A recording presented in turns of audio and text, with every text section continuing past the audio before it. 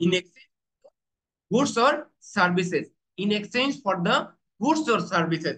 একটু খেয়াল করেছেন কি আপনারা যে আমরা যে প্রথম একটা ডেফিনেশন দেখেছিলাম সেই জায়গাতে এসে ঠিক ওই কথাগুলি কিন্তু আবারও বলছে। ওই যে যে গুডস এন্ড সার্ভিস ট্রান্সফার করব তার এগেইনস্টে কনসিডারেশনটা কি সেটা নির্ধারণ করতে হবে। আমরা কি এতটুকু আন্ডারস্ট্যান্ড করেছি যে কন্ট্যাক্টটা কিভাবে আইডেন্টিফাই করব, কন্ট্যাক্টের মধ্যে কি কি টার্মিনোলজি থাকবে, কন্ট্যাক্টের মধ্যে কোন বিষয়গুলো উল্লেখ থাকবে, আমাদের কি এতটুকু আমরা বুঝতে পেরেছি? আমি নেক্সট স্টেপে যাব, জি প্লিজ। স্যার, জি স্যার, Yes, sir. খুব ভালোভাবে বুঝাচ্ছি। Yes, sir. বুঝতে পেরেছেন? জি স্যার। জি, স্যার। আর কমার্শিয়াল সাবস্টেন্স আরেকবার একটু বলবেন? কমার্শিয়াল সাবস্টেন্স অ্যাকচুয়ালি এক কথায় who is taking the benefit, who is getting the benefit from the transaction. One party ঘুষ দিচ্ছে, আনাদার পার্টি কনসিডারেশন পাচ্ছে, টাকা, টাকা, এক কথায় টাকা। কমার্শিয়াল সাবস্টেন্স হলো অ্যাকচুয়ালি অ্যাকচুয়ালি তার ভ্যালুটা কে এখান থেকে সুবিধা ভোগ করবে, সেটাই কমার্শিয়াল সাবস্টেন্স। কার অধিকারটা আছে? পার্টি, যে পার্টি কমার্শিয়ালি কমার্শিয়ালি যে বেনিফিটেড সেটাই এখানে নিয়ে আসতে হবে কন্ট্রাক্টে। কে কমার্শিয়ালি বেনিফিটেড হবে, মানে আর্থিকভাবে বেনিফিটেড হবে। ওকে, আমি কি প্রসিড করব please? Yes sir, yes sir. Okay, okay, okay. Then আমরা যদি আহ, ধরেন টেকনোলজি, টেকনোফোবিয়া কিন্তু আমাদের সবারই আছে, আমার একটু টেকনোফোবিয়া বেশি। আসেন আমরা একটু সামনে যাই। তাহলে কি আমরা কিন্তু কন্টাক্ট আইডেন্টিফাই করে ফেলেছি স্যার। আমি সবাইকে একটু অনুরোধ করবো, আমরা কিন্তু কন্টাক্ট আইডেন্টিফাই করে ফেলেছি, কন্টাক্ট কিন্তু আইডেন্টিফাই করে ফেলেছি, রাইট? Yes, sir. কন্টাক্ট আমরা আইডেন্টিফাই করে ফেলেছি, ফাইন। এইবার আমরা যাব সামনের দিকে। ওকে, নেক্সট আমরা পরের পেজে যাচ্ছি। আমরা বলছিলাম যে সেকেন্ড স্টেপ হলো performance obligation is a promise to transfer to the customer either a distinct good, মানে specific good, good or service, then a series of distinct goods or service. Someone raised hand, please. Hasan ভাই বলেন, হাসান ভাই বলেন। Sir, আমরা IFRS 15 এর basic মানে অবজেক্টিভটা কি, ওটা যদি একটু ডিসকাস করতেন তাহলে ভালো হইতো। দেন আমরা আর কি। অবজেক্টিভটা হলো how to recognise revenue, how much will be recognised in your books of accounts. একটা কোন পিরিয়ডে, অর্থাৎ আপনার অ্যাকাউন্টিং পিরিয়ডে আপনি রেভিনিউ কতটুকু রিকগনাইজ করবেন। আপনার অবজেক্টিভ এটাই যে আপনি কতটুকু আপনার রেভিনিউ হিসেবে রিকগনাইজ করবেন। ফিনান্সিয়াল স্টেটমেন্টের প্রথম পিএনএল এর প্রথম আইটেমটাই হচ্ছে রেভিনিউ অর সেলস। সেলস কতটুকু আপনি রিকগনাইজ করবেন, কতটুকু রিকগনাইজ করবেন as a sales in that period, over the period or point of time. একটা পয়েন্ট অফ টাইম হতে পারে, অথবা ওভার দ্য পিরিয়ড আপনি রেভিনিউটাকে এভাবে রিকগনাইজ করবেন, সেটাই এখানে বলা হয়েছে মূল কথা, এক কথায় ধন্যবাদ যদি স্যার। বলি। ওকে, এইখানে দেখেন আর ডিস্টিংক্ট গুডস অর সার্ভিস, আর ডিস্টিংক্ট গুডস অর সার্ভিস যদি স্পেসিফিক কোনো গুডস অর সার্ভিস হয় হতে পারে। দুই হলো series of distinct goods or service. এই আমি আমি জানি যে আপনাদের ডিস্টিংক্ট গুডস অর সার্ভিস নিয়ে কোনো ঝামেলা নাই, কিন্তু series of distinct goods or service কে একটু কেউ রেসপন্স করবেন যে সিরিজ বলতে কি বোঝায় এখানে? সামন, এনিওয়ান? যে সার্ভিসটা, একটা সার্ভিস যেটা প্রতি মাসে হয়তো আমি চেক করতেছি, হয়তো পাওয়ার কনজাম্পশন। ইনস্টলমেন্ট বেসিস, এই তো, instalment basis, right right right right, instalment basis, instalment basis, right. অর্থাৎ আমার কন্ট্রাক্ট হলো 1 বছরের, কিন্তু আমি 5000 ইউনিট ফার্স্ট মান্থে দিলাম, সেকেন্ড মান্থে 10,000 ইউনিট দিলাম, থার্ড মান্থে আবার 8,000 ইউনিট দিলাম, অ্যাজ পার কন্ট্রাক্ট। ওকে, এইভাবে আর কি যাবে, অথবা প্রথম বছর এরকম, সেকেন্ড ইয়ার এরকম, থার্ড ইয়ার এরকম। এটা হলো সিরিজ, রাইট রাইট। তাহলে কি আমরা গুডস এন্ড সার্ভিস ডিস্টিং করলাম, সিরিজ, আমরা সিরিজ অফ মানে ডিস্টিং গুডস অর সার্ভিস যদি আমরা সিরিজ আকারে থাকে সেটা আমরা অ্যাজ পার কন্ট্রাক্ট অনুযায়ী আইডেন্টিফাই করে ফেলবো। দেন আমরা যদি দেখি একটা এক্সাম্পল দেখে দেখেন, Meta Connect software services PLC supplies computer aided design packages to customer. It has recently signed a contract, ওই যে কন্ট্রাক্ট চলে আসছে কিন্তু দেখেন, contract with Evertel design limited to provide a licence to use a software package, একটা software package দিবেন, installation service দিবেন, which does not involve customising the software, কোনো কাস্টমাইজিং থাকবে না। দেন টেকনিক্যাল সাপোর্ট দিবেন। অর্থাৎ আপনার কন্ট্রাক্টের মধ্যে তিনটা পার্ট আমরা পেয়েছি। এক নাম্বার কি, এক নাম্বার কি, এক নাম্বার পেয়েছি আমরা একটা কাস্টমাইজ, মানে আমরা একটা রেডিমেড সফটওয়্যার দিব, রেডিমেড সফটওয়্যার দিব। দুই নাম্বার হচ্ছে হলো আমরা ইনস্টলেশন সার্ভিস দিব। তিন নাম্বার হচ্ছে হলো আমরা টেকনিক্যাল সাপোর্ট দেব। আপনার কন্ট্রাক্ট এরকম আছে, তাহলে কয়টা পারফরমেন্স এখানে আমরা যদি আইডেন্টিফাই করে ফেলি, এখানে দেখি যে তিনটা পারফরমেন্স অব্লিগেশন আপনার আছে। একটা হলো আপনি একটা সফটওয়্যার দিবেন, আরেকটা হলো ইনস্টলেশন সার্ভিস ইনস্টলেশন করে দিবেন, আরেকটা হলো টেকনিক্যাল সাপোর্ট দিবেন। তো এখন বলছে ফর 4 ইয়ার্স, 4 বছর পর্যন্ত টেকনিক্যাল সাপোর্ট দিবেন, 4 বছর পর্যন্ত। Meta Connect is not the only company that could install the software and provide technical support. Meta Connect একা না, এরকম অনেক কোম্পানি আছে। তার মানে হলো এটার একটা বাজারও আছে, এখানে একটা মার্কেটও আছে, যেখানে অনেক সাপ্লায়ারও আছে। এটা দিয়ে শেষ লাইনটা বুঝাইছে। এবার আমরা যদি আনসারের দিকে তাকাই, তাহলে দেখব যে আমাদের কি বলছে আমাদের আনসার। দেখেন, আমরা যদি দেখি যে এইখানে যদি আমরা আগে আইডেন্টিফাই করে ফেলেছি তিনটা সাবজেক্ট, অর্থাৎ এইখানে আমরা 3 distinct performance obligation in the contract. এক, ইনস্টলেশন অফ দ্য সফটওয়্যার। দুই, প্রভিশন অফ দ্য লাইসেন্স। তিন, provision of the technical support, provision of the technical support. এখন যদি প্রাইস মানে আলাদা করা থাকতো, তাহলে কিন্তু আমরা এই তিনটে ক্যাটাগরিতে আমরা কি করতাম, অ্যালোকেট করে দিতাম প্রাইসটাকে। সামনে আমরা হয়তো এটা পেয়ে যাবো ইনশাল্লাহ আর সামনের উদাহরণে। ওকে, নেক্সট পেজে আমরা যদি যাই, তাহলে দেখেন এবার আমরা এখানে বলছি কি যে আমরা সার্ভিস, আমরা কন্ট্রাক্টের মানে কি কি পারফরমেন্স অব্লিগেশন সেটা আমরা আইডেন্টিফাই করে ফেললাম। এটা আমরা কি করলাম, আইডেন্টিফাই করে ফেললাম।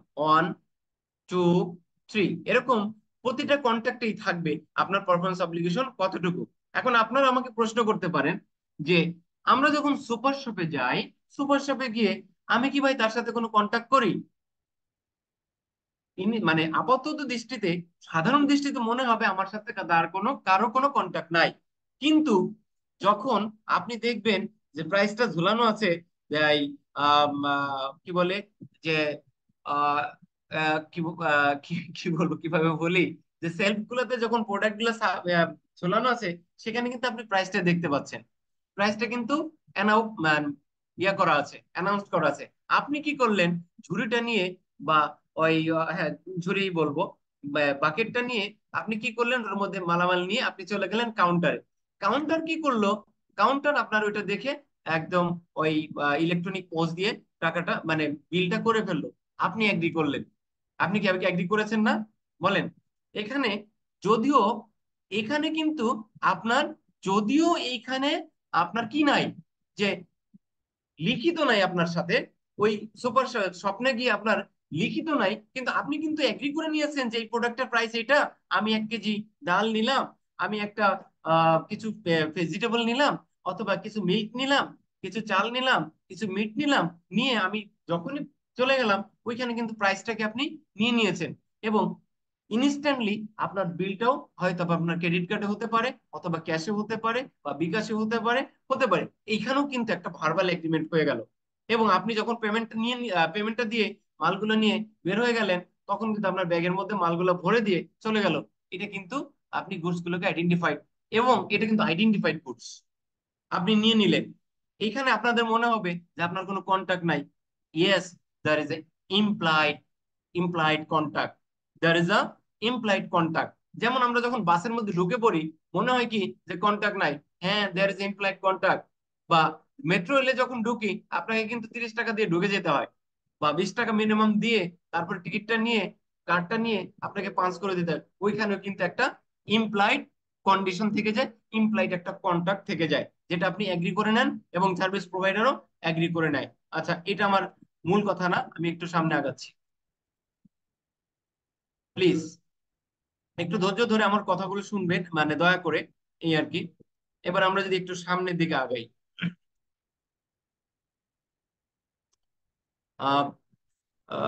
রকিবুল ভাই, সাউন্ড কি ক্লিয়ার আছে আপনাদের কাছে? Clear sir, clear. ক্লিয়ার যারা ক্লিয়ার ভয়েস করছেন তাদেরকে একটু আনমিউট করে দিন, হ্যাঁ, মানে ওদেরকে একটু ইয়ে করে দিন, কথা মানে শুনতে। আচ্ছা, সবাইকে আমি মিউট করে দিচ্ছি। গেট ভাই, আপনি আবার একটু আনমিউট করেন, হ্যাঁ? ওকে, ঠিক আছে। এখন আমরা কিন্তু দুটো স্টেপ শেষ করেছি। কি কি step? Identify the contact, identify the performance obligation. Identify করেছি আমরা, করেছি। আমরা কন্ট্যাক্ট অনুযায়ী আমাদের কন্ট্যাক্টটাকে আইডেন্টিফাই করেছি, পার্টিগুলোকে আইডেন্টিফাই করেছি, পারফরমেন্স অব্লিগেশনকে আইডেন্টিফাই করেছি। এবার ভাই কনসিডারেশনের পালা। এবার কি? অ্যামাউন্টের পালা। টাকা, টাকা, সোজা অ্যামাউন্ট। এই অ্যামাউন্টটাকে আইডেন্টিফাই করতে হবে, দ্য অ্যামাউন্ট অফ কনসিডারেশন। কনসিডারেশনটাকে আপনাকে আইডেন্টিফাই করতে হবে। কি করতে হবে? আপনাকে কনসিডারেশনটাকে আইডেন্টিফাই করতে হবে, অর্থাৎ how much in exchange of goods and services. How much in exchange of goods and services, কত হবে? এখানে কথা আছে এক্সক্লুডিং ট্যাক্সেস, ভ্যাট।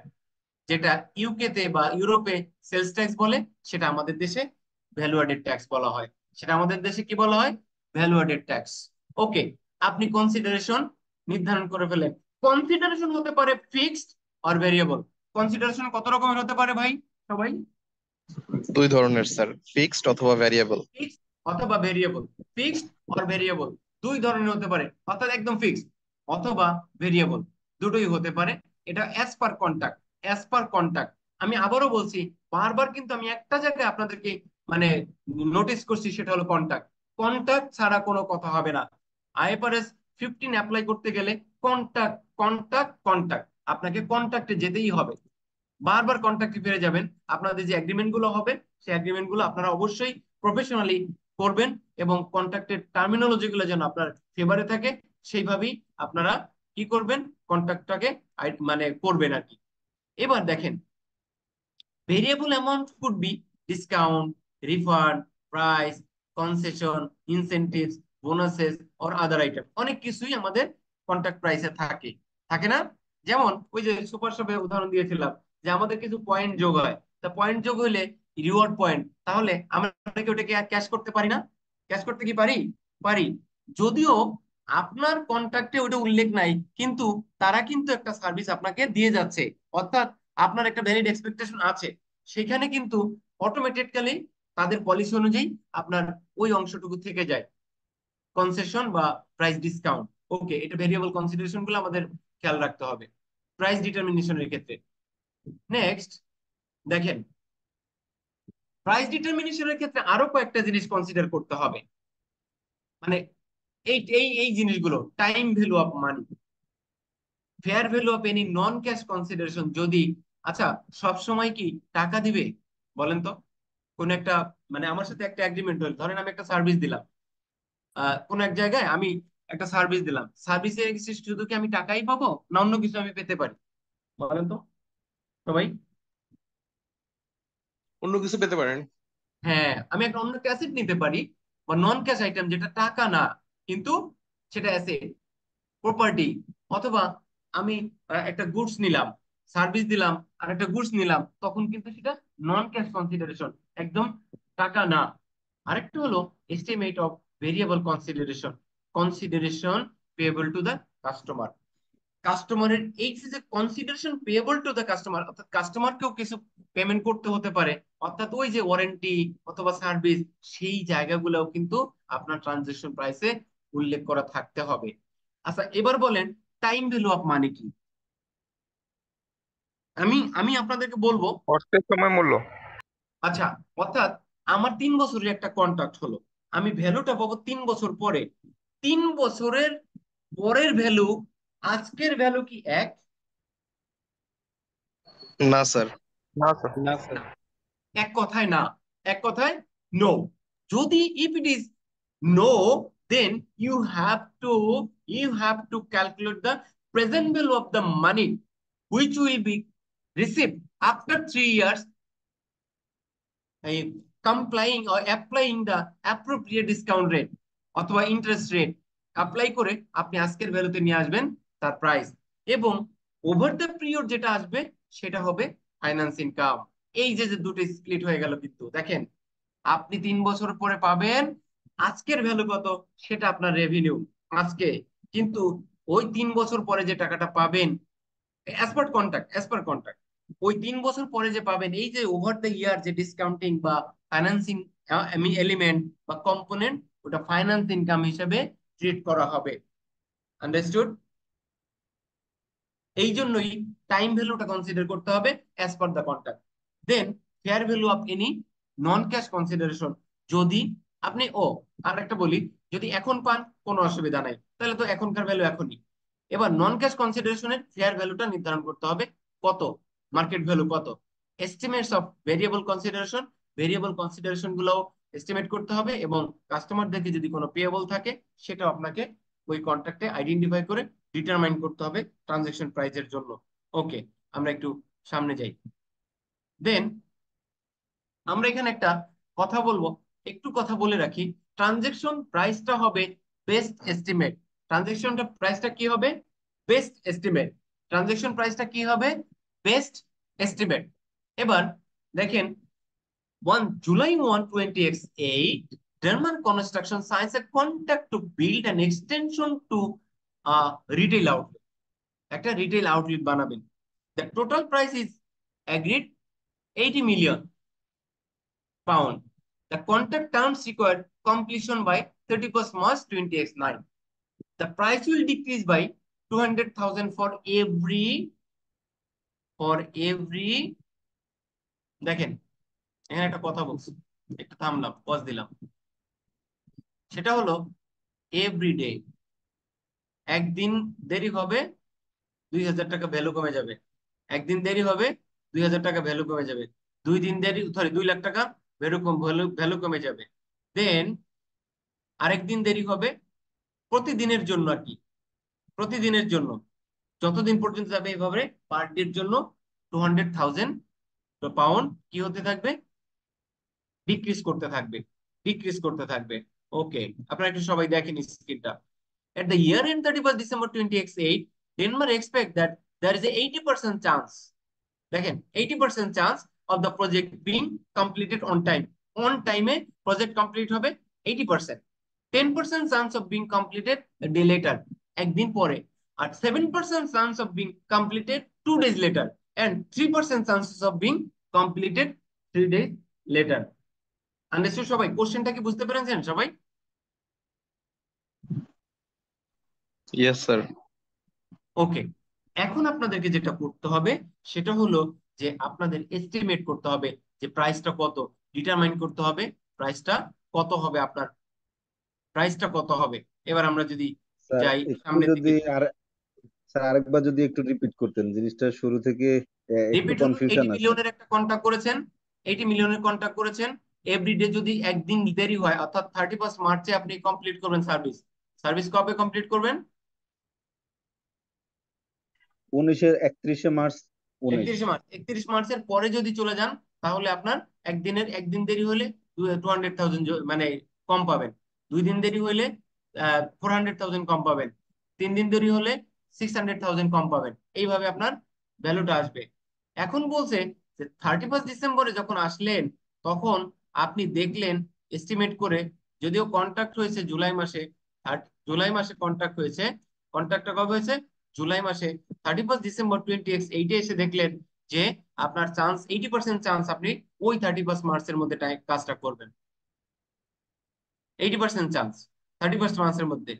একদিন দেরি হবে এরকম সম্ভাবনা আছে 10%, আর 2 দিন দেরি হবে এরকম সম্ভাবনা আছে 7%, 3 দিন দেরি হবে এরকম সম্ভাবনা আছে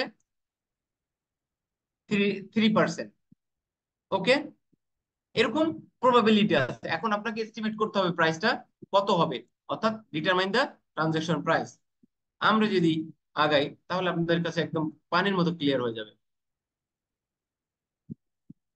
দেখেন সবাই কি স্ক্রিন দেখতে পাচ্ছেন? দেখেন, consideration is variable due to the fact that Denmark will accept an amount that is less than the price. আপনার কন্ট্রাক্ট কত ছিল? এনিওয়ান, কন্ট্রাক্ট কত ছিল? 80 মিলিয়ন, রাইট? 80 মিলিয়ন কন্ট্রাক্ট কত ছিল আমাদের? 80 80 million. million 80 million. Okay, 80% chance কি? 80 মানে এক টাইমলি হবে, তাহলে এখানে কোনো জরিমানা নাই। 10% চান্স কি 2 লাখ টাকা কম দিয়ে পাবো। 7% চান্স কি আরো 2 লাখ টাকা, অর্থাৎ 4 লাখ টাকা কমে পাবো। আর 3% চান্স কি আরো। এই যে যে প্রবাবিলিটি, আপনার আলটিমেটলি আপনার প্রাইস হবে কত? প্রাইসটা হবে হলো 79। এইটাই হচ্ছে হলো বেস্ট এস্টিমেট। এটা কি? Best estimate. এভাবেই আপনাদেরকে এস্টিমেট করতে হবে। জাস্ট ফর এক্সাম্পল একটা দিলাম, কারণ সব এক্সাম্পল তো আসলে নিয়ে আসা সম্ভব না। আমরা এতটুকু দেখলাম যে 79,934,000, এই যে টোটাল সাম আপ করলে এটার ভ্যালু হয় 79,934, অর্থাৎ 79.934 মিলিয়ন। ওকে, এইভাবে এস্টিমেট করতে হবে আমাদেরকে যদি ভেরিয়েবল কনসিডারেশন থাকে। ওকে, যদি ভেরিয়েবল কনসিডারেশন থাকে তাহলে আমাদেরকে এইভাবে এস্টিমেট করতে হবে। এইভাবে কি করতে হবে? এস্টিমেট করতে হবে। ওকে, আমরা একটু সামনে আগাই। নেক্সট দেখেন, এবার আমরা কিন্তু প্রাইস নির্ধারণ করে ফেলেছি। 3 স্টেপ মডেল আমরা শেষ করে ফেলেছি। 3 স্টেপ, 5 স্টেপ মডেল 3 স্টেপ শেষ করে ফেলেছি। এবার আমাদের আসতে হবে transaction price is allocated to all separate performance obligation in proportion to the stand alone selling price of the goods and services. অর্থাৎ আমরা যে একটা প্যাকেজ থাকতে পারে, গুডস এন্ড সার্ভিসের আলাদা ভ্যালু থাকতে পারে, সেখানে আমাদের ডিসকাউন্ট থাকতে পারে বা এরকম থাকতে পারে, সেই ক্ষেত্রে আমাদের প্রাইসটাকে অ্যালোকেট করতে হবে অ্যাজ পার performance obligation. As per performance obligation proportionately করতে হবে। আমরা একটা এক্সাম্পল আছে, এক্সাম্পলটা দেখলে আপনাদের ক্লিয়ার হবে।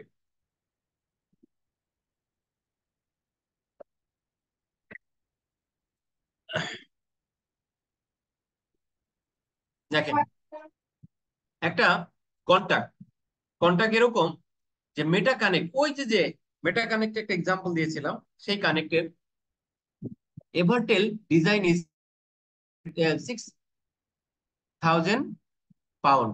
The stand alone selling price of each component, ওই যে 3টা কম্পোনেন্ট ছিল তার প্রাইস ছিল কত? লাইসেন্সের ভ্যালু ছিল 500,000, ইনস্টলেশন সার্ভিস ছিল 1,500, then provision of technical support 3,000। Total আমার ভ্যালু ছিল হলো 9,500। 9,500, 9,500 থাকলে সেটা আমরা সেল করেছি কততে? কন্ট্যাক্ট করেছি কততে? 6,000। ভ্যালু কত? টোটাল এত। একটা একটা ভ্যালু কত? এটা একটা একটা যদি সেল করেন তাহলে এরকম হবে। ওই যে বলছে যে মার্কেট আছে, মার্কেট এরকম সার্ভিস দেয়, এরকম সার্ভিস আছে, একটা একটা ভ্যালু হলে এইটাই হলো স্ট্যান্ডার্ড প্রাইস। আর একটা একটা ভ্যালু আর কনসোলিডেট করলে আমি তাকে দিয়েছি 6,000 এ। এখন আপনাকে কি করতে হবে? অ্যালোকেশন করতে হবে অ্যাজ পার এই যে তিনটার, এই তিনটার যে ভ্যালু টোটাল 9, আমরা প্রপোর্শনেটলি করব। আমরা একটু ব্যাকে যাই, আমরা একটু ব্যাকে যাই। দেখেন, ব্যাকে কিন্তু আমরা বলে আসি প্রপোর্শনেটলি করতে হবে। প্রপোর্শনেট, প্রপোর্শনেট করতে হবে, প্রপোর্শনেট করতে হবে। প্রপোর্শনেট করলে দেখেন, প্রপোর্শনেট হলো এই 600,000 কে ভাগ করবো 950,000, 905, 9,500 আর কি, 9,500, দেন আমরা অ্যালোকেট করব ঠিক নিচে যেভাবে করা আছে। আপনার ভেরি সিম্পল ক্যালকুলেশন, এভাবেই আমাদেরকে নিয়ে আসতে হবে। ওকে,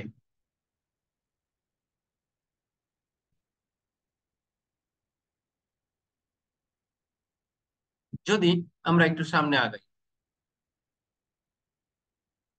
দেখেন আমরা কি করেছি। আমরা আমরা একটু ব্যাক থেকে আসি আবারও। 1 নাম্বার, পাঁচটা ছিল আমাদের, 5টা মডেল ছিল। এক, আমরা যদি বলি তাহলে, আমরা যদি বলি স্টেপ কি, আমাদের ফার্স্ট স্টেপ শেষ হয়েছে, সেকেন্ড স্টেপ শেষ হয়েছে, থার্ড স্টেপ শেষ হয়েছে, ফোর্থ স্টেপ অ্যালোকেশনও শেষ হয়েছে। এবার আমার রিকগনিশনের পালা। আমি রেভিনিউ কতটুকু রিকগনাইজ করব, এটা আমরা এই পালা, এই পালায় গিয়ে আমরা একটু দেখি যে কিভাবে আমরা রিকগনাইজ করব, কিভাবে আমরা রিকগনাইজ করব। Okay fine, fine. আমরা যদি সামনে আগাই তাহলে দেখতে পাবো। দেখেন, আমরা এটা দেখে এসেছি, এগুলো আমরা করেছি। এইবার ছোট্ট দুটো কথা, রেভিনিউ রিকগনাইজ করা যেতে পারে কখন? রেভিনিউ রিকগনিশন করা যেতে পারে, করতে পারবো, রেভিনিউ রিকগনিশন করতে পারবো, রেভিনিউ রিকগনাইজ করতে পারবো at a point of time. কখন? At a point of time or over the period. at a point of time or over the period, a point of time over the period। এইটার মানে কি? আমরা যদি এটা না বুঝি তাহলে কিন্তু আমাদের রেভিনিউ রিকগনিশন করা ডিফিকাল্ট হবে। এটার মানে কি ভাই সবাই? পয়েন্ট অফ টাইম আর একটা over over period, over time মানে ওভার দ্য পিরিয়ড। রেসপন্স করবেন আপনারা। পয়েন্ট অফ টাইমটা হচ্ছে যেই পয়েন্টে সেলসটা এক্সিকিউট হইলো, এক্স ফ্যাক্টরি বলা যেতে পারে। Point of time, point of টাইমটা হচ্ছে স্যার মানে ইনস্ট্যান্ট আমি সার্ভিসটা দিয়ে দিলাম, ওই সময় আমি রেভিনিউটা রিকগনাইজ করে দিব। আর পয়েন্ট ওভার দ্য টাইম হচ্ছে যে আমি হয়তো একটা সার্ভিস মেইনটেনেন্স কন্ট্রাক্ট আছে, 12 মাস ব্যাপী আমি মেইনটেনেন্স দিব, সেটা হচ্ছে পয়েন্ট ওভার টাইম। আর সিঙ্গেল যে ট্রান্সফার করে দিলাম সেটা হচ্ছে পয়েন্ট ইন টাইম মানে। ওকে ওকে, অর্থাৎ point at a point in time মানে ইনস্ট্যান্টলি, যখনই সার্ভিস দিয়ে ফেলছি, যখনই ঘুষ দিয়ে ফেলছি, শেষ। আর ওভার দ্য পিরিয়ড মানে হলো সেটা মান্থ হতে পারে, সেটা উইক হতে পারে, সেটা ইভেন ইয়ার্স হতে পারে, রাইট? সেটা কি কারেক্টলি কারেক্টলি ডিফাইন্ড, আপনি কারেক্টলি, আপনারা কারেক্টলি বলেছেন। এই যে দেখেন, উইকলি হতে পারে, মান্থলি হতে পারে, ইভেন 2-3 বছরের মধ্যে হতে পারে, তাই না? যেমন পদ্মা ব্রিজ কত বছর সময় লেগেছে ভাই ওই চাইনিজ কোম্পানির করতে? 4-5 বছর লেগে গেল না? আরো বেশি লাগলো, তাই না? 7 বছর। 7 বছর। ওই তো। তাহলে ওই যে যে চাইনিজ কোম্পানি, ওরা কি রেভিনিউ মানে মনে করেন যে একদম 5 বছর পরে যখন কমপ্লিট হয়ে গেল তখন রিকগনাইজ করবে বুকস অফ অ্যাকাউন্টসে?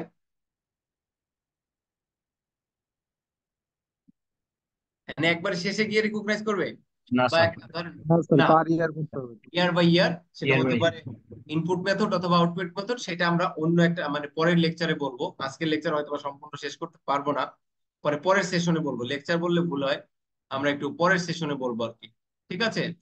ওকে, তাহলে পয়েন্ট ইন টাইম। এবার দেখেন, the following events can indicate that control has been transferred। কখন? পয়েন্ট অফ টাইম নাকি ওভার দ্য পিরিয়ড? দেখেন, the entity has a present right to payment for the goods। কোন entity? Customer. কাস্টমারের কি right থাকবে? কাস্টমারের রাইট টু পেমেন্ট, সরি সেলারের, the entity has the present right to payment for the asset। অর্থাৎ সে যে goods দিল অথবা যে সার্ভিস দিল তার এগেইনস্টে কি তার রাইট টু পেমেন্ট তৈরি হয়েছে। Right to payment for the asset or the goods or the service. The customer has legal title to the asset. তার মানে হলো কাস্টমারের থাকবে legal title to the asset আর সেলারের থাকবে the right to payment. Okay, number 3, the entity has transferred physical possession of the goods। কি বলছে বলেন তো?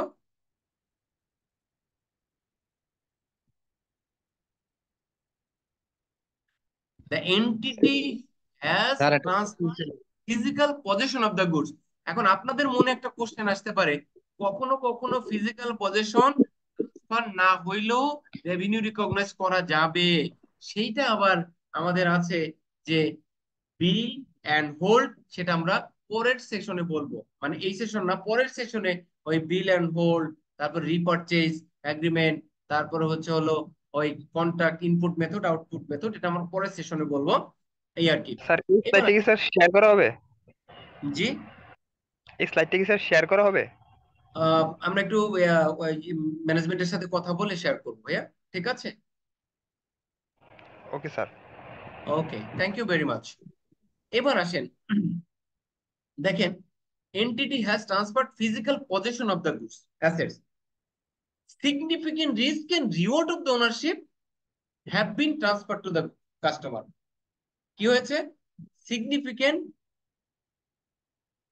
risk and reward of ownership have been transferred to the customer, then the customer has accepted the goods.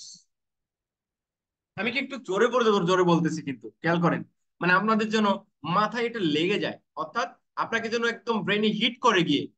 আমার voice তেমনি একটু তীক্ষ্ণ, বুঝতে পেরেছেন? রতন সাহা একটু বলবেন, হ্যান্ড রেজ করেছেন রতন সাহা। স্যার এখানে যে লেখা আছে যে entity has a present right to payment for the asset, এটা কি অ্যাসেট হবে না গুডস হবে স্যার? এখানে ওই যেহেতু আমরা অ্যাসেট রেভিনিউ। আমি তো 3 বার বলেছি, অ্যাসেটস গুডস আর সার্ভিস হোয়াটএভার, ঠিক আছে? আপনি সার্ভিস দিয়েছেন অথবা গুডস দিয়েছেন অথবা অ্যাসেট দিয়েছেন, এটাই অ্যাসেট হতে পারে। গুডসটা তো অ্যাসেটের মধ্যেই পড়ে, ইনভেন্টরি কি অ্যাসেট না আমাদের? আচ্ছা, গুডস সার্ভিস অ্যাসেট, না এখানে শুধু অ্যাসেট না, ঠিক আছে? ওকে, আসেন। অনেক সময় স্লাইড করার সময় দুই কিছু বাদ পড়ে যায় না, ওই যে আগেই তো প্রথমেই বলছি, ভুল ভ্রান্তি ক্ষমাতে সুন্দর দৃষ্টিতে দেখবেন। তাহলে রতন সাহেব আনসার পেয়েছেন? জি স্যার পেজ। তাহলে এই যে যে 5টা কন্ডিশন, এই 5টা কন্ডিশন কিন্তু কোথায় ছিল বলেন তো? Legal title to the asset, transfer physical position, significant risk and reward. এই সিগনিফিকেন্ট রিস্ক এন্ড রিওয়ার্ড কোথায় ছিল? ঠিক আছে? আর আইফারএস 15 এসে একদম ইচ এন্ড এভরি অ্যাসপেক্ট এত সুন্দরভাবে ডিফাইন করে দিয়েছে যে আপনার কনফিউজ হওয়ার কোনো জায়গা নেই। এই যে যে কন্ডিশন গুলো হয়ে গেল, আপনি এবার আপনার বুকস অফ অ্যাকাউন্টসে রেভিনিউ হিসেবে রিকগনাইজ করবেন। আমরা একটু আগে, তাহলে আমরা রেভিনিউ কয়টা পয়েন্টে কয়টা কয়টা ভাবে করতে পারি? একটা হলো পয়েন্ট অফ টাইম, একটা হলো পয়েন্ট অফ টাইম, আর একটা হলো over the period, over the period বা ওভার দ্য টাইম। ওকে, আমাদের কি করতে হবে? এটা থাকতে হবে, লিগাল টাইটেল থাকতে হবে, transfer transfer physical possession, risk transfer, আর একটা হলো অ্যাকসেপ্টেন্স। ঠিক আছে? ক্লিয়ার? আমার মেসেজটা কি আপনাদের কাছে ক্লিয়ার? আইফারএস 15 এর Yes, sir. Fine fine fine. Sir, clear.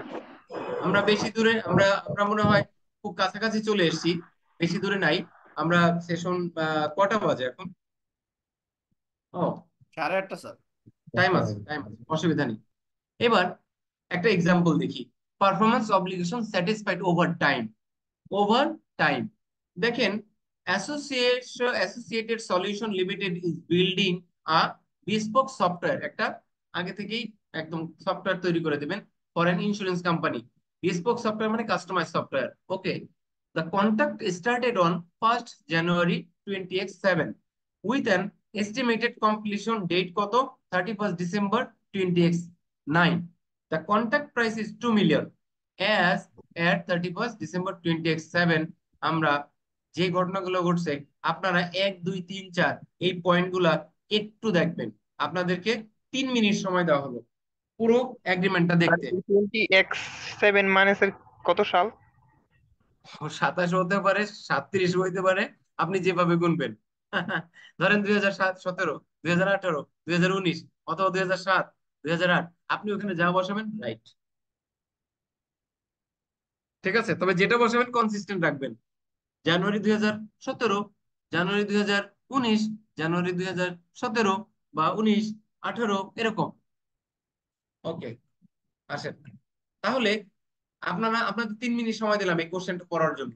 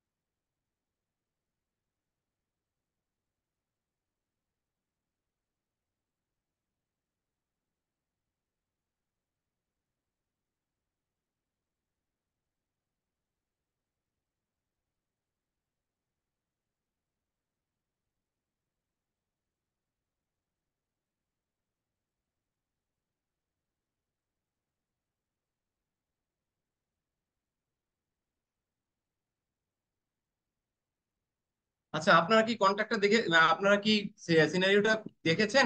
Please response yes করবেন। স্যার, ওকে, করেছি স্যার। বলেন তো কি কি ঘটনা ঘটছে এখানে। এখন আমাকে বলছে যে আমার কন্ট্রাক্টটা শুরু হয়েছে কবে? 5 জানুয়ারি। 2007। স্যার হচ্ছে 1 জানুয়ারি 2017।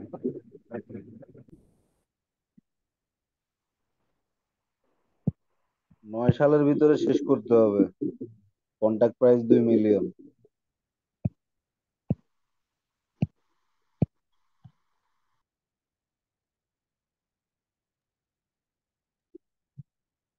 স্যার এখানে দেখা যাচ্ছে 2 বছরের যে কন্ট্রাক্টটা পেয়েছে সেখানে 1 ইয়ার্স এর ভিতরে তারা 50% ওয়ার্ক কমপ্লিট করে ফেলছে।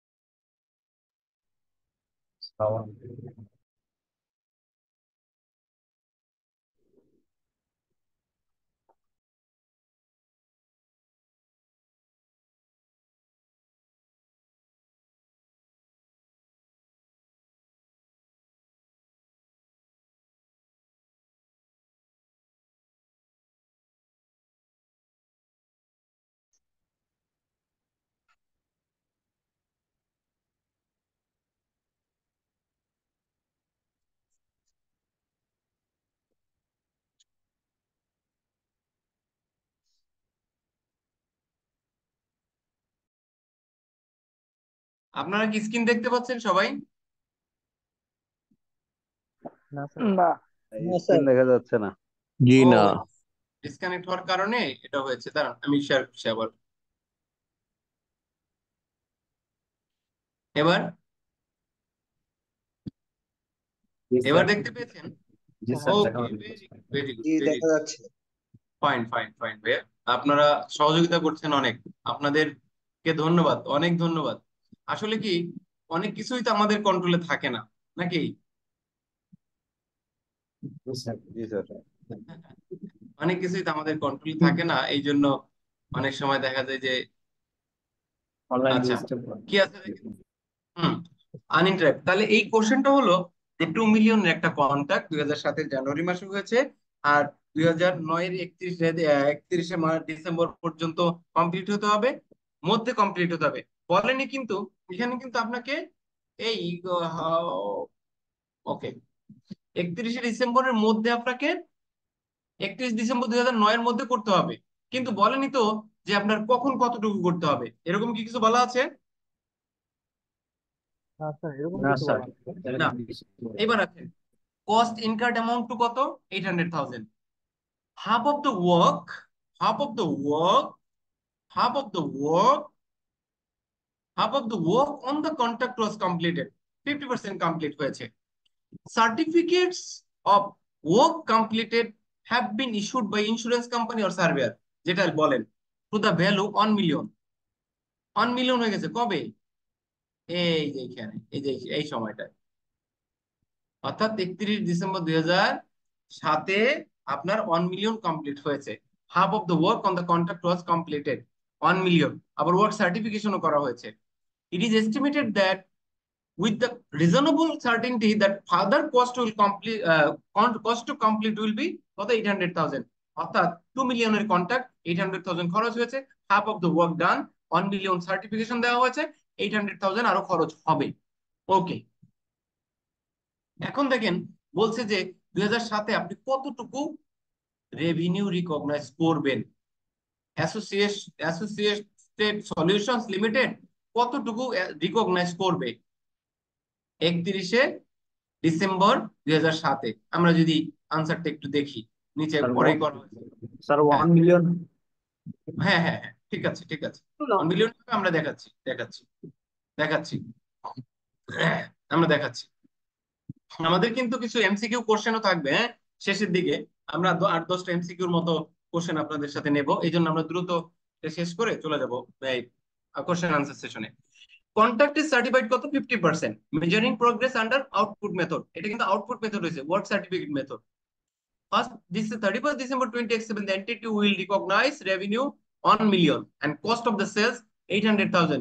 Leaving profit 200,000. অর্থাৎ প্রফিট হবে 2000। Contract asset will be the cost to date plus profit. এখানে কন্ট্রাক্ট অ্যাসেট কেন হলো বলেন তো? 1 million. We are not told the any of the amount this has yet been invoiced.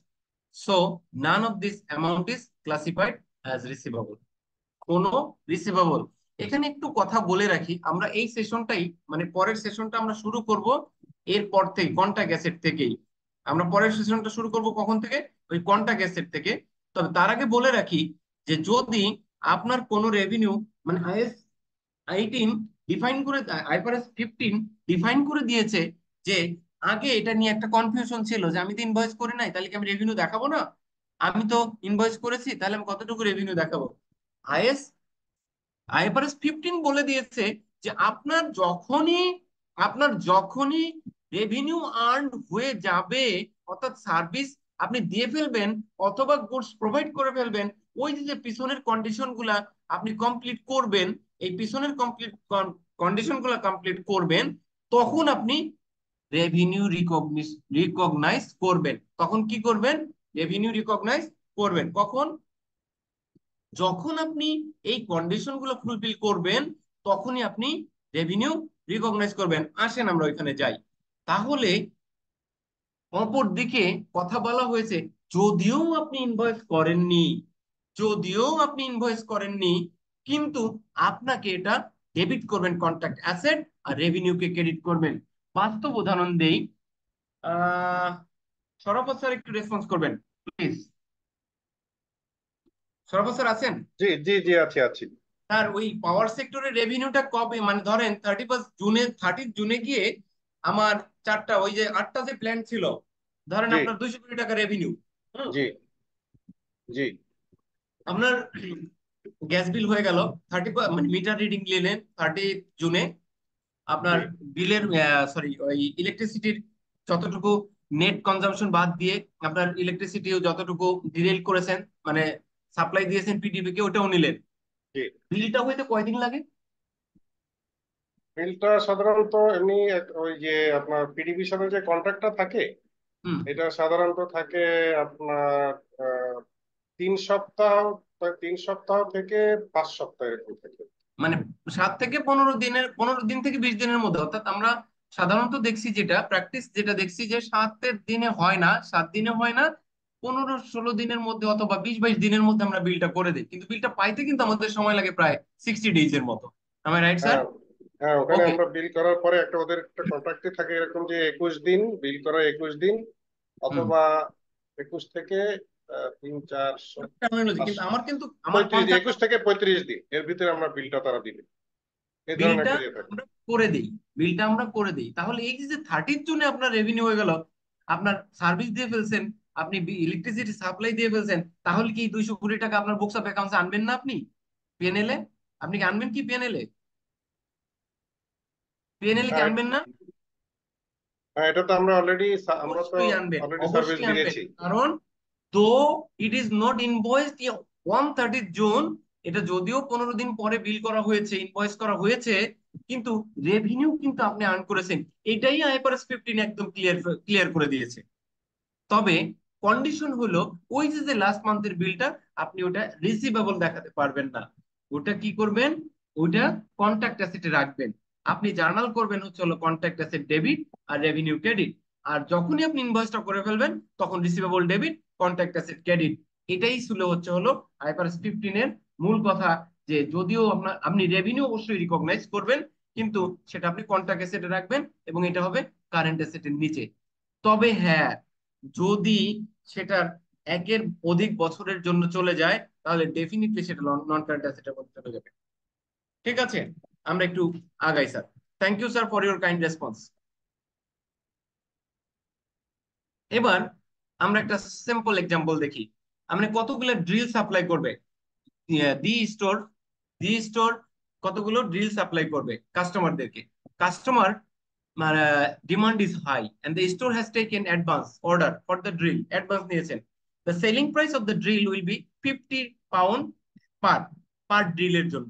So far 200 customers have paid an initial 10% deposit on the selling price of the drill. No drill are yet had held in inventory.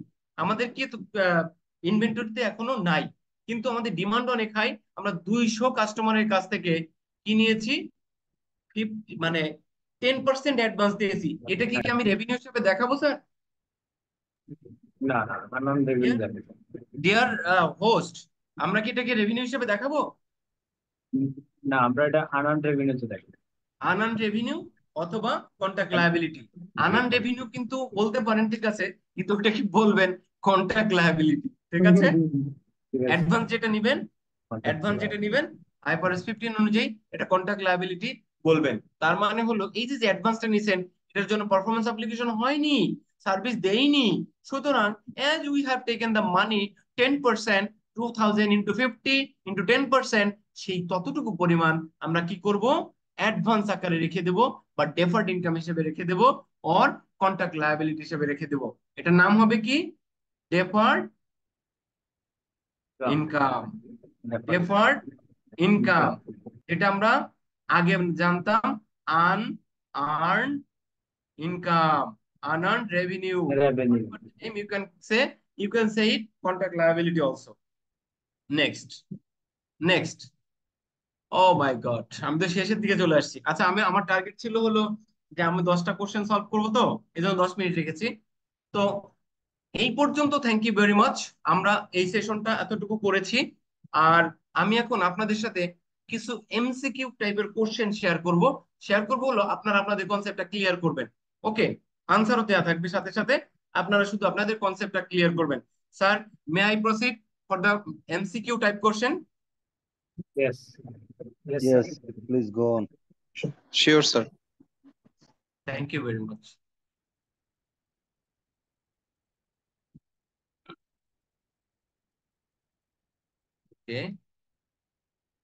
Okay, just একটু সময় দিবেন।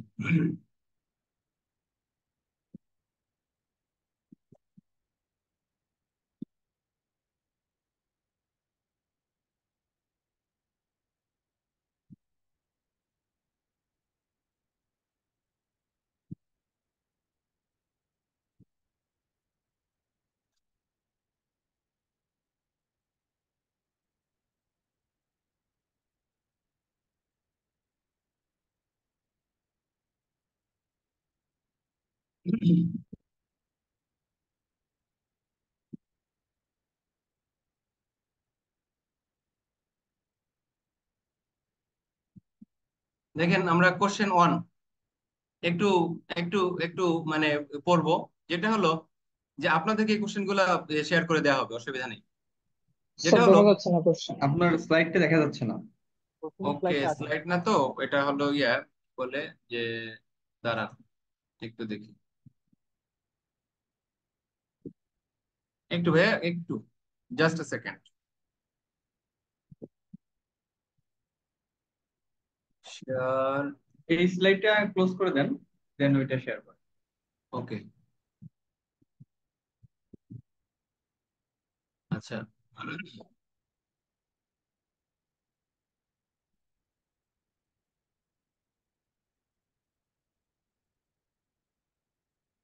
দেখতে পাচ্ছেন এবার? জি sir. Okay, fine, perfect. এবার দেখেন question 1। Question 1 হলো, software developing company be entered into the contract, একটু দ্রুত পড়বো, into the contract with customer C এর সাথে একটা কন্ট্রাক্ট, রেডিমেড সফটওয়্যার তৈরি করবে। According to C's needs and installing ready-made software was created by B, cannot be purchased anywhere else, অন্য কোথাও পাবেন না, cannot function during the কাস্টমাইজেশনের সময়ও পারবেন না।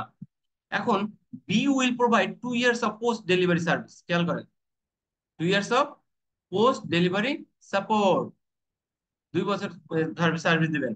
Based on the contract, after 6 months of the inception of the contract, company B agreed to perform on upgradation at no additional cost.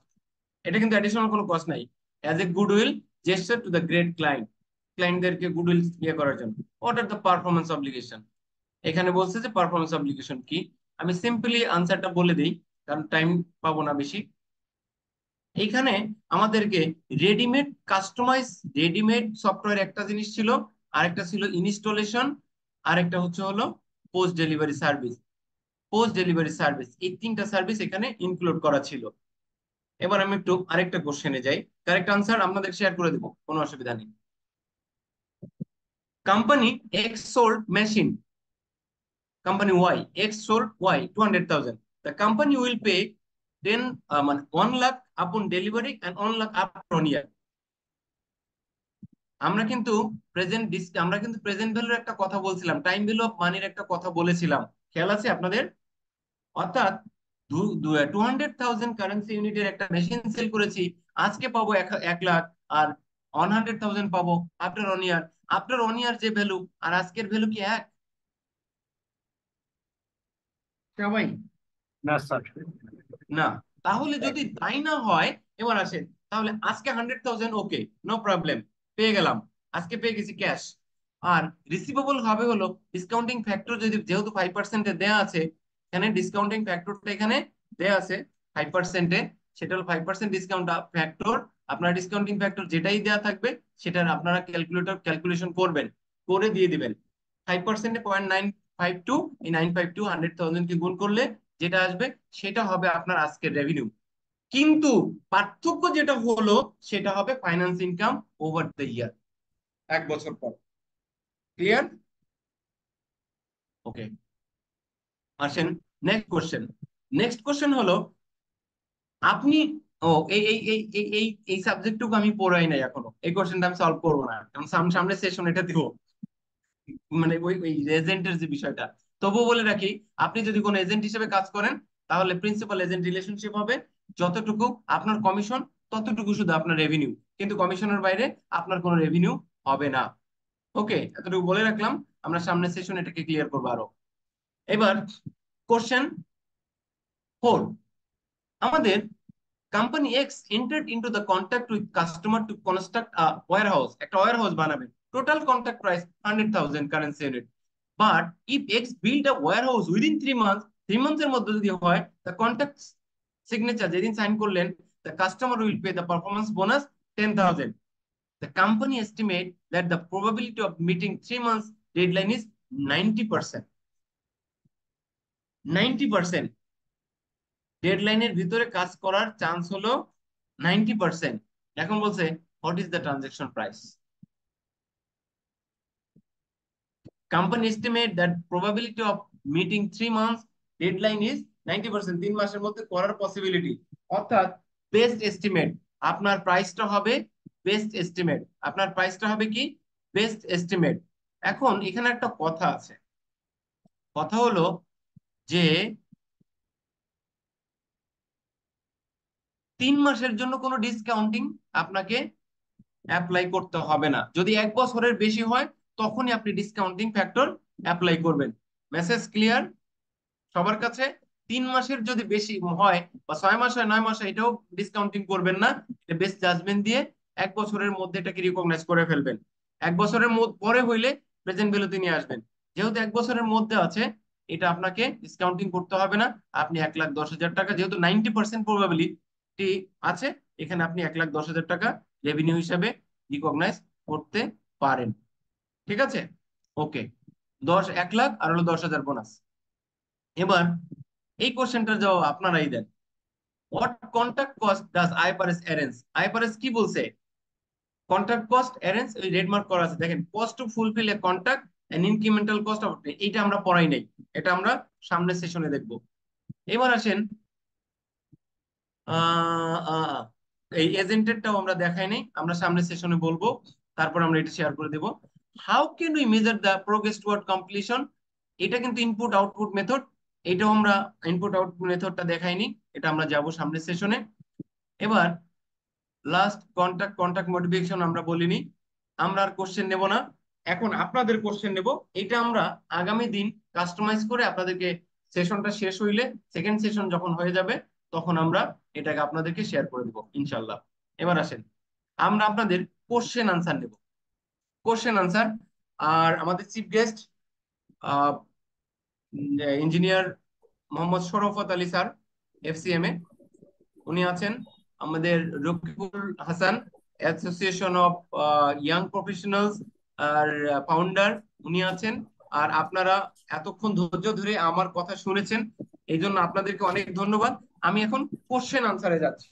Question answer আপনাদের and থেকে আসবে। কোশ্চেন আমি চেষ্টা করবো আপনাদের আনসার দেওয়ার জন্য।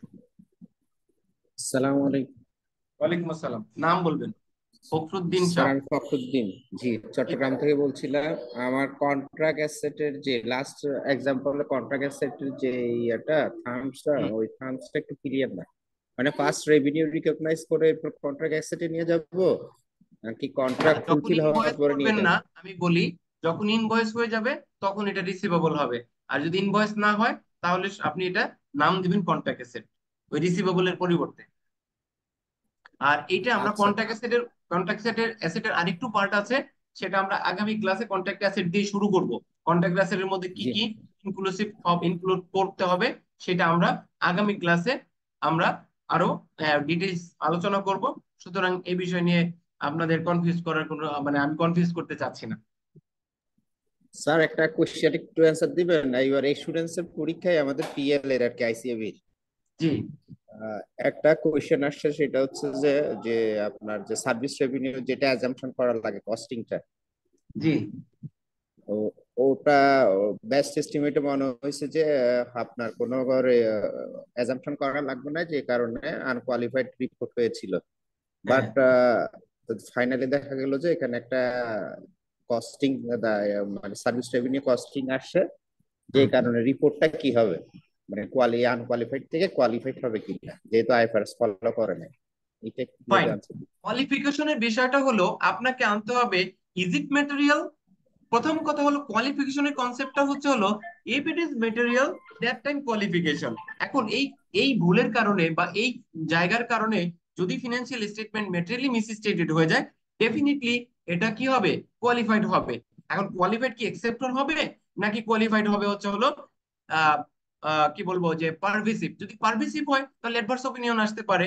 আর যদি আপনাকে সাপোর্টিং ডকুমেন্টস অথবা এভিডেন্স কালেকশন করতে আপনি অসমর্থ হন, তাহলে কিন্তু ভাই সেটা আপনার কি হতে পারে? ডিসক্লেমার হয়ে যেতে পারে। সিচুয়েশন ডিমান্ডস আপনি কোন রিপোর্ট দিবেন। আর যদি মনে হয় যে না, শুধু এই আইটেমটা আমাকে ম্যাটেরিয়াল না, বাট এই আইটেমটা ম্যাটেরিয়াল না, বাট এই আইটেমের সাথে আরো অন্যান্য মিসস্টেটমেন্ট যদি আমরা এটাকে অ্যাড করে দেই, তখন এটা ম্যাটেরিয়াল হয়ে যায়, তখনই কিন্তু আপনার রিপোর্ট কোয়ালিফাই হয়ে যাবে। সুতরাং it depends. Any more question? জি, thank you sir. Any more question? Sir আমার একটা বেসিক আস্কিং, আমি হাসান বলছিলাম। হাসান ভাই স্যার, বল। যেমন স্যার রেভিনিউ নিয়ে আলোচনা করতেছিলেন আজকে, যেমন স্যার রেভিনিউর একটা বড় খাত সেলস, এটা কি এই আইএফআরএস এ আছে নাকি ওটা অন্য আইএফআরএস এ সেলস থেকে রেভিনিউটা আলোচনা করবেন? বুঝি নাই স্যার রেভিনিউর যে একটা বড় উৎস সেলস, হ্যাঁ সেলস, এটা কি অন্য কোনো আইএফআরএস এ আছে নাকি? No no no no 15। আমরা একটু আমাদের স্লাইডে যাই। স্লাইডে যাব রকিব ভাই? রকিব ভাই আমরা কি স্লাইডে যাব একটু আরেকবার? হ্যাঁ অবশ্যই অবশ্যই। ওকে আমি ক্লাস করতেছি। ওকে, জাস্ট এ সেকেন্ড আপনারা একটু ওয়েট করবেন, আমরা দেখাচ্ছি। ও পেজটা কেটে দিয়েছি, আচ্ছা যাই সরি। আমি সামহাউ সেভ না দিয়ে আমি করে ফেলে। আচ্ছা দাঁড়ান আমি স্কোপটা দেখাচ্ছি একটু। দেখেন আপনারা স্ক্রিন আবার স্ক্রিন শেয়ার দিতে হবে, রাইট? স্ক্রিন শেয়ার দিতে হবে। ও কথা হলো স্ক্রিনটা কি, ও নো,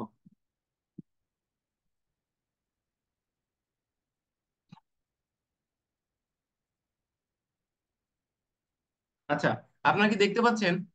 স্ক্রিন দেখতে পাচ্ছেন? প্লিজ। জি স্যার, দেখতে পাচ্ছি। Okay good.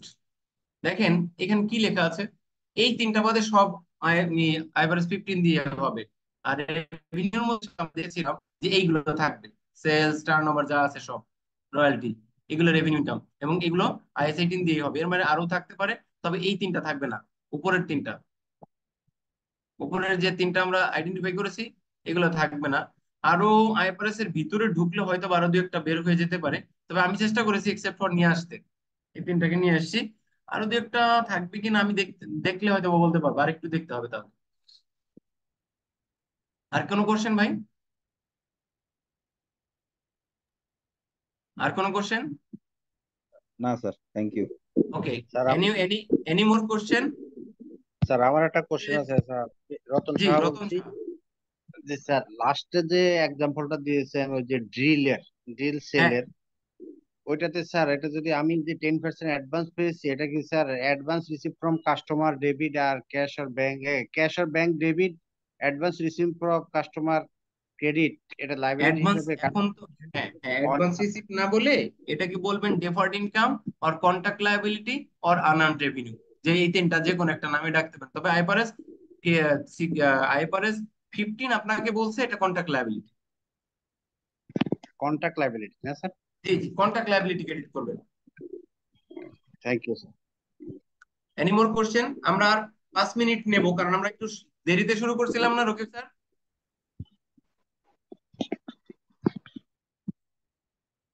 রকিবুল স্যার, জি, আজকে আমরা অন টাইমে শুরু করছি। আমরা অন টাইমে মোটামুটি, জি জি, মিনিট আমরা অন দেরি টাইমে। হয়েছিল মনে হয়, আর 5 মিনিট নেই নাকি? স্যারের সময়টা জি, আসলে বেশি নিয়ে ফেলতেছি। যদি কোশ্চেন থাকে তাহলে আমরা 5 মিনিট কন্টিনিউ করতে পারি, আর ওকে, যদি কারো কোশ্চেন না থাকে তো তাহলে তো close করতে পারি। স্যার তাহলে আমাদের আমরা ক্লাসটা আমাদের কত কত অনারেবল চিফ সময় গেস্ট লেন্দি যিনি হবে? আছেন উনি শেষ করবেন, উনি বলবেন, তারপর আমরা শেষ করে দেবো। স্যার আমার একটা কোশ্চেন ছিল স্যার। জি স্যার, স্যার বলুন। স্যার আইএস এর কয়টা অংশ নিয়ে স্যার, যে ফার্স্টে যেটা আমরা ইয়ে করলাম স্যার, স্লাইডে ছিল যে কয়টা আইএস মিলে আইএফআরএস 15 হয়েছে স্যার, এটা আমি হ্যাঁ ক্লিয়ার হ্যাঁ, না। ওকে, আগে এই আইএফআরএস 15 আসার আগে, ঠিক আছে, জি স্যার। আইএফআরএস 15 আসার আগে আমাদের এক এক সময় আগে প্রথমটা ছিল হলো আইএফসি 18, 18 আসার পরে আমাদের আইএস কনস্ট্রাকশন কন্ট্রাক্টর ছিল, ঠিক আছে, কনস্ট্রাকশন কন্ট্রাক্ট অনুযায়ী আমরা রেভিনিউ রিকগনাইজ করতাম। তারপরে ব্যাখ্যা দিল কি কাস্টমার রয়্যালটি, লয়ালিটি, যেটা কাস্টমার লয়ালিটি না রয়্যালিটি, কাস্টমার রয়্যালটি, রয়্যালিটি আচ্ছা sir. Royalty, sorry royalty, customer royalty, এইটারও রেভিনিউ আইএফআরআইসি, এইটার একটা মানে ইন্টারপ্রিটেশন কমিটি কি করে, যখন কোনো আইএফআরএস আসে তার আগে যদি কোনো ঝামেলা হয় তাহলে তারা ইন্টারপ্রিটেশন কমিটির মাধ্যমে এই একটা স্পেসিফিক বলে দেয় যে ভাই এটা এইভাবে রেভিনিউ রিকগনাইজ করা হবে। এরপরে আইএফআরএস, ওই যে আইএফআরআইসি ইন্টারপ্রিটেশন কমিটি আরেকটা 15 দিয়েছিল agreement for the construction contract real estate বিজনেসের জন্য। এরপরে আইএফআরআইসি 18 transfer of assets from customer, customer কাছ থেকে যে অ্যাসেট ট্রান্সফার হবে, এই যে যে ছয়টা, এই ছয়টাই ছিল ওই সময় 18 আসার আগে, 18 আসার মানে 15 আসার আগে, সরি 15 আসার আগে, 15 আসার আগে এই ছয়টা মানে আমাদেরকে মনে রাখা রেভিনিউ হতো।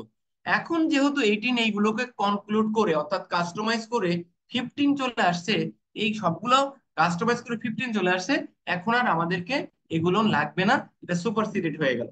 ওকে, জি স্যার, ক্লিয়ার স্যার। ওকে, নেক্সট। স্যার আমাদের ক্লাস উইকলি কয়দিন হবে আর কত সময় ডিউরেশন হবে ক্লাসের? আমাদের ক্লাস এই মুহূর্তে শেষ, আমরা বছর জুড়ে এই ট্রেনিং কন্ডাক্ট করব, ওভার দ্য ইয়ার চলবে। আমরা আইফারএস এর উপরে কাজ করব, ট্যাক্স এর উপরে কাজ করব, এটা আমরা জানিয়ে দেবো আপনাদের, আমরা জানিয়ে দেবো আপনাদের। আমরা যেভাবে জানিয়েছি, আমরা গ্রুপে, হোয়াটসঅ্যাপ গ্রুপ হয়েছে তো আমাদের, আমি একটু হোয়াটসঅ্যাপ গ্রুপটা আপনাদেরকে দেখাই, যে আমাদের গ্রুপ হয়েছে প্রায় 350-র মতো, আমরা তো জায়গা দিতে পারছি মাত্র 100-র মতো। তো আমরা এই গ্রুপে সব জানিয়ে দেবো। স্যার কি ঠিক আছেন, রকিব স্যার? জি, ধন্যবাদ। আসলে আজকে আমাদের সেশনটা সাকসেসফুলি কমপ্লিট করার জন্য আমি ধন্যবাদ জানাচ্ছি আমাদের আজকের chief guest engineer Shawkat Ali FCM স্যারকে, এবং আজকে আমাদের trainer mister Giasuddin Mollah FCC ACMA circle.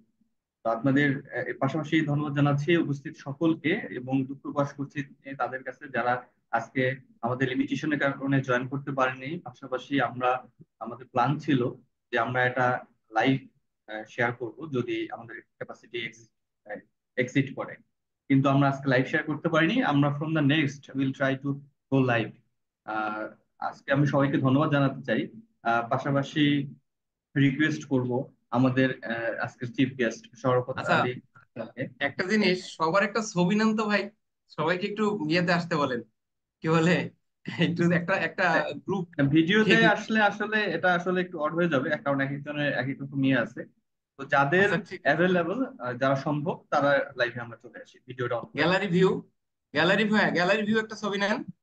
জি আমি গ্যালারি নিচ্ছি, ভিউ, আপনারা যারা অ্যাভেলেবল তারা ভিডিও অন করতে পারেন। আমরা একটা গ্যালারি ভিউ একটা ছবি নেন। হ্যাঁ স্যার, আপনাকে দেখতে পাচ্ছি, আমাকে দেখতে পাচ্ছেন না।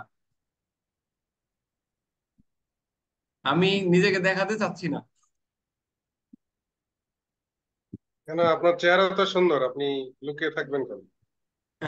Thank you sir, thank you. জি, সকলকে ধন্যবাদ আমাদের আজকে সেশনে সহযোগিতা করার জন্য। আর আমরা আমাদের একটু প্ল্যানটা শেয়ার করি।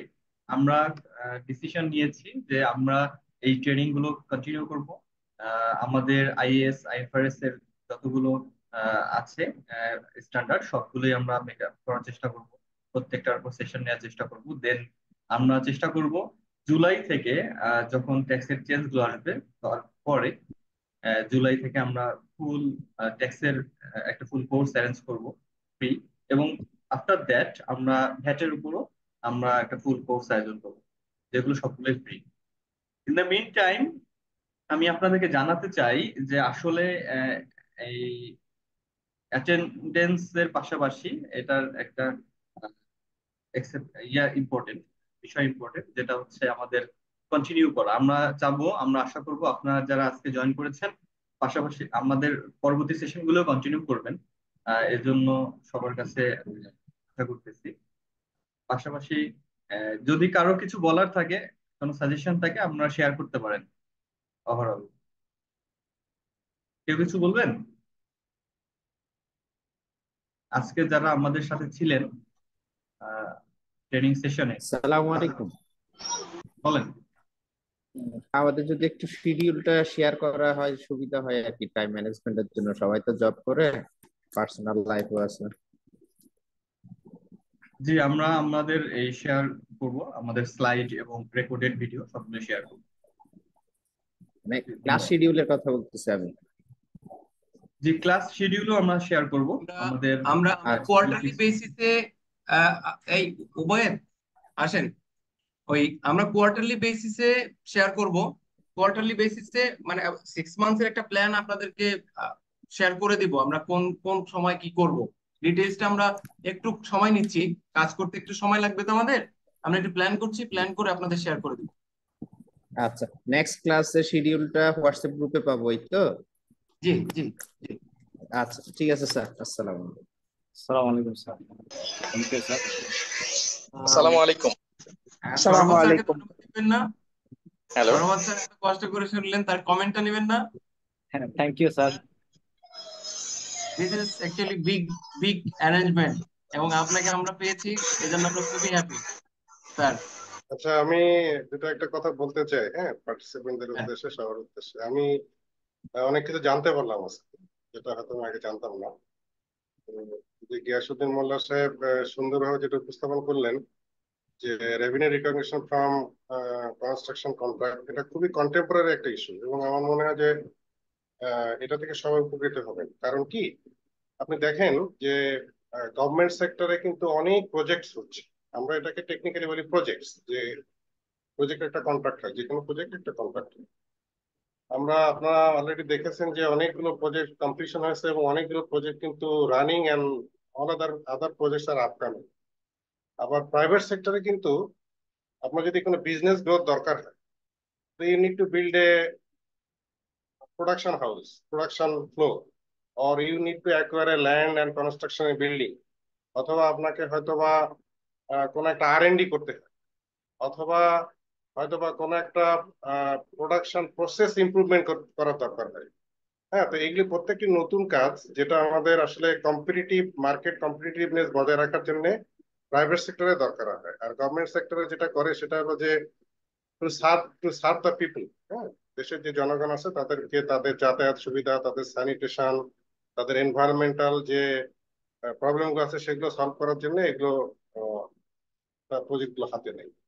তো আমরা এখানে যারা আছি তারা হয়তোবা কেউ কেউ অলরেডি প্রফেশনাল কাজে আছি, কেউ কেউ বা শিখছি, ছাত্র আছি, বা আমরা শুনছি।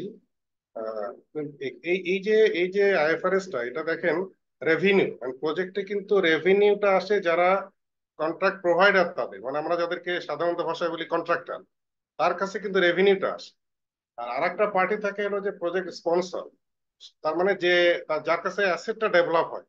হ্যাঁ, সে কিন্তু ওয়ার্ক ইন প্রোগ্রেসে এগুলোকে এন্ট্রি দেয় এবং আস্তে আস্তে কিন্তু একজন যখন পর্যায়ে শেষ হয়ে যায় কন্ট্রাক্টটা, তখন এটাকে পুরো একটা মানে ফুল অ্যাসেট হিসেবে চলে আসে এবং সে পরে সেই অ্যাসেটটাকে সে আস্তে আস্তে ডেপ্রিসিয়েট করে। আর কন্ট্রাক্টর যারা আছে তারা কিন্তু যেভাবে তারা গুডস সার্ভিস অথবা ওয়ার্কস যেগুলো তারা ডেলিভারি করে, সেই ডেলিভারি করতে করতে কিন্তু অ্যাজ পার কন্ট্রাক্ট তার সে রেভিনিউটা রিকগনাইজ করে, তার কাছে রেভিনিউ আসে। আর যে প্রজেক্ট স্পন্সর বা প্রজেক্ট ওনার, তার কাছে কিন্তু অ্যাসেটটা তৈরি হয় আস্তে আস্তে। তো এইটা কিন্তু মোর অন রেভিনিউ। তারপরে আমরা যারা কন্ট্রাক্টর দিচ্ছি, আমরা যারা কন্ট্রাক্টর পার্টে কাজ করি, কন্ট্রাক্টরের পার্টে কাজ করি, তাদের জন্য কিন্তু মোর ইম্পর্টেন্ট যে আমরা আসলে কোন সময় আমাদের রেভিনিউটা রেকগনাইজ করব, কতটুকু করব। তো সেটাই কিন্তু এই আইএফআরএসটা দিয়েছে। আর এটা ভালো করে বোঝার জন্য আপনাদের কিছু সাপ্লিমেন্টারি কাজ করতে হবে, করলে আমার মনে হয় ভালো হয়। সেটা হলো যে কন্ট্রাক্ট কিভাবে হয়, কন্ট্রাক্টের এলিমেন্ট গুলো কি কি কি ক্লজ সেখানে থাকে। আপনারা একটা প্রজেক্টের 2 বছর 3 বছর মেয়াদে একটা প্রজেক্টের কন্ট্রাক্ট পড়ে দেখতে পারেন যে সেখানে কি কি থাকে। আলটিমেটলি কিন্তু কন্ট্রাক্ট প্রিভেইলস। আমাদের কিন্তু ধরেন কন্ট্রাক্ট ল আছে, দেশের অন্যান্য আইন আছে, কিন্তু ultimately what happens, the contract is agreed by both the parties or many parties. সেখানে কিন্তু what are the rights and obligation of both the parties, এটা কিন্তু মূলত কন্ট্রাক্টে লেখা থাকে যে আমার কি কি রাইট আছে, কি কি অব্লিগেশন আছে। আর কন্ট্রাক্টরের রাইটস এন্ড অব্লিগেশন এবং প্রজেক্ট স্পন্সর বা কন্ট্রাক্ট ওনারের রাইটস এন্ড অব্লিগেশন, সেগুলো কিন্তু কন্ট্রাক্টে লেখা থাকে। এই পুরা কন্ট্রাক্টটা যদি কেউ একজন না পড়ে, সে কিন্তু আসলে রিয়েলি রেভিনিউ রিকগনিশনটা ভালো করে সে কাজ করতে পারবে না। সেই জন্য আপনারা দেখুন, একটা স্যাম্পল কন্ট্রাক্ট পড়ে দেখতে পারেন। আমার মনে হয় এটা আমাদের ভিতরে আরো ইন্টারেস্ট গ্রো করবে যে আসলে এটা প্রয়োজনীয়তা কবে। তো আমি এই বলে শেষ করছি। অনেক ধন্যবাদ সুন্দর উপস্থাপনা করার জন্য এবং সবাই অংশগ্রহণ করার জন্য। Thank you. আসসালামু আলাইকুম। আপনাকেও অনেক ধন্যবাদ স্যার, আমাদের সাথে এই 1.5 ঘন্টা সময় থাকার জন্য। রকিব ভাই তাহলে জি ফর্মালি শেষ করেন।